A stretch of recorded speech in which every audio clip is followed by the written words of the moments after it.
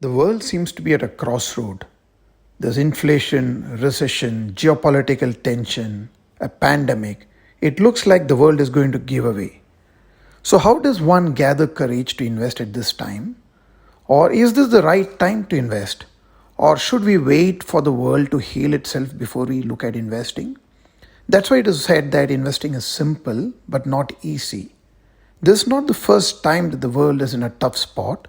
It always has been. But successful people have always been able to connect the dots and take a view completely removed of emotion. So, when in doubt, just look at the big picture. Let's look at the big picture. Whenever Nifty has returned a low single digit or a negative return, the following year it has delivered a solid double digit return. It has happened in 2013 when Nifty delivered only a 7% return, and in the following year of 2014, Nifty rose 31%. Similarly, in 2016, the Nifty returned 3% only, but in 2017, Nifty made up by giving a 29% double digit return. So, without making a prediction, the trend suggests a high probability that after a year of 2022, where Nifty gave only a sub-minimal 5% return, it is very much likely that in 2023 it can give a healthy double-digit return.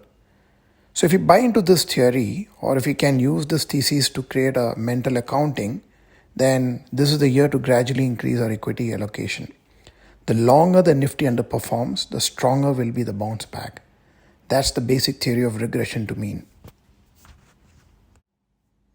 This is the data on the FII outflows over the past 20 years. There were only 3 instances where FIIs were net sellers. 2008, where they've sold 13 billion, 2018, where the FIIs sold 5 billion, and the last year, the calendar year 2022, where they have done the maximum selling of $17 billion in the equity markets. We'll observe that every time the FIIs have sold or turned negative on the Indian market, the next year they have come back with a very healthy inflows. Not only that, the Nifty has registered a double-digit return. For example, in 2008, when the net outflows were 13 billion, in 2009, the yellow mark, you will see that the Nifty has delivered 76%. Similarly, in 2018, FIS sold 5 billion, and the next year the market returned 12%, led by the healthy inflows from the FIIs. So it is safe to assume that in 2022, FIIs have sold the maximum 17 billion that we've seen in the past 20 years. So naturally, the next year, which is the current year, we should expect a reasonable bounce back, again led by healthy inflows from the FIIs. So to summarize what we have discussed so far, market moves around an equilibrium called the mean reversion zone. It moves around it. It goes up on hope, anticipation, optimism, and greed.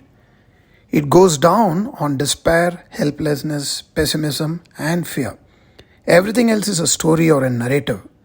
Those who see through this compound their wealth. If the markets have given you low or negative return, we are in the bottom half. From there, it will mean revert and go up. It may take some time and some patience.